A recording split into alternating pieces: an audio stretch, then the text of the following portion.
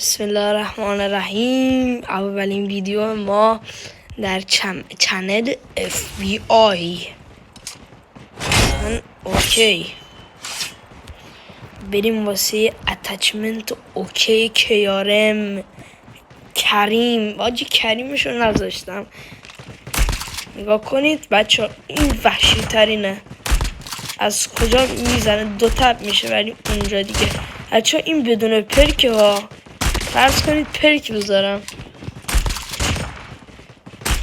نگاه کنید الان میرم براتون تا خشابو پر کنیم بریم واسه موومنت زدن. بچه هیپ فایری که باید چیز داشته باشه. مثلا الان نگاه کنید اینجوری خیلی بهتر میزنه. خشابو پر کنیم بچه. براتونم میگم که چجوریه این مخصوص بتل رویاله. بچه من برم پرکای پیشنهادی خودم بهتون نشون بدم. بچه پرکای پیشنهادی خودم این لانگ براله و این بازوه و لانگ رنج. نگاه کنید از اینجا میزنه دیگه.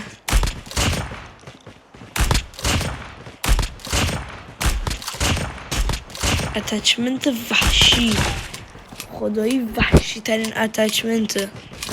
من که خیلی قبولش دارم. به عشق خودتون به خدا این شمشیریه نتونست اینا رو بزنم. من با این میخوام بزنم.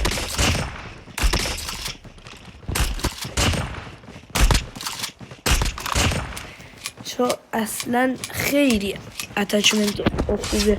ما حالا برم وسطشون.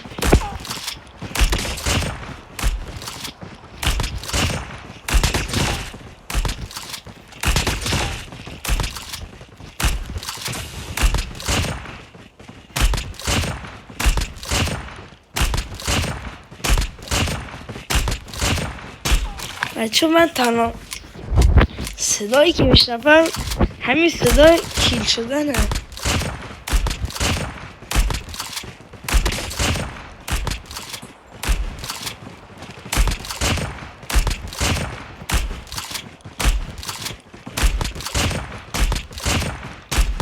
چجور تیرمون تمامش بالاخره.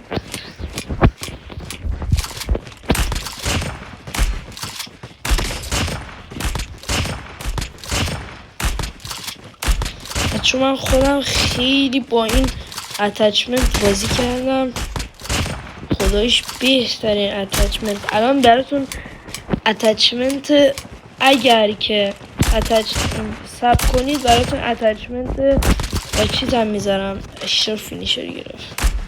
اتچمنت اسمش چی هم اچس هم براتون میذارم. AK 117 هم میذارم بچه. بعدش هم براتون چیزم میذارم. میخوام ببینم از اینجا اونو میزنه. آره زد.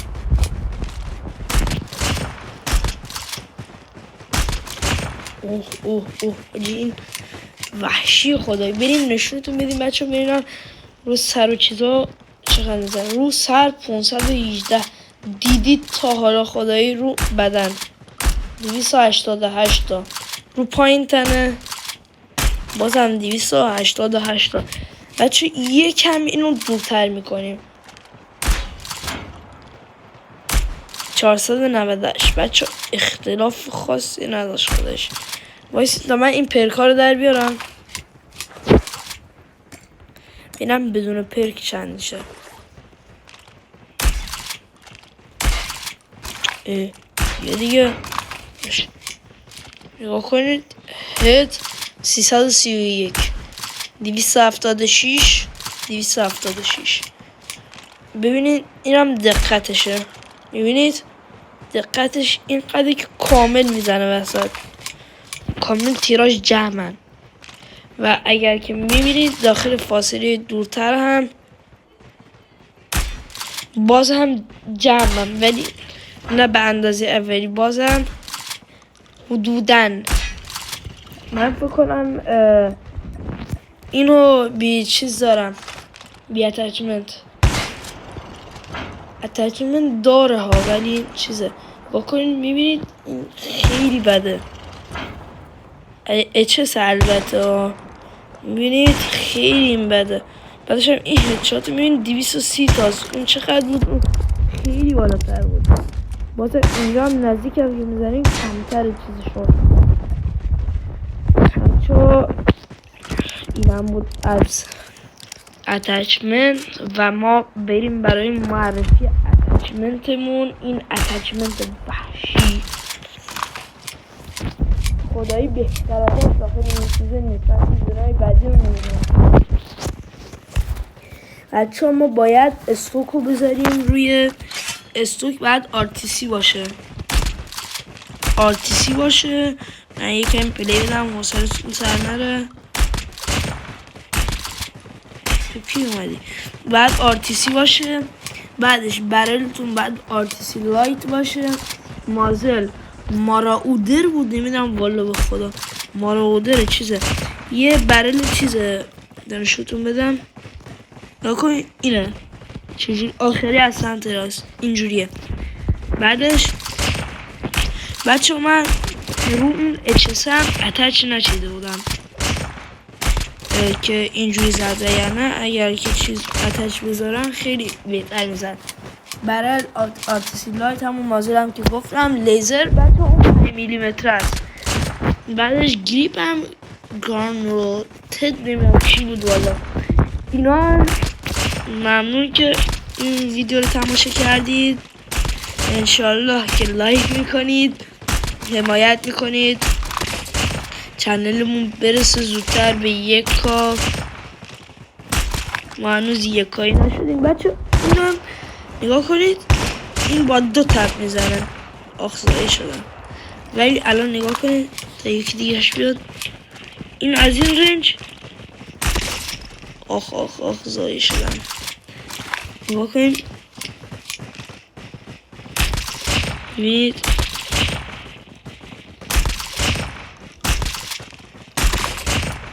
میبینید از مثلا اونجا بزنیم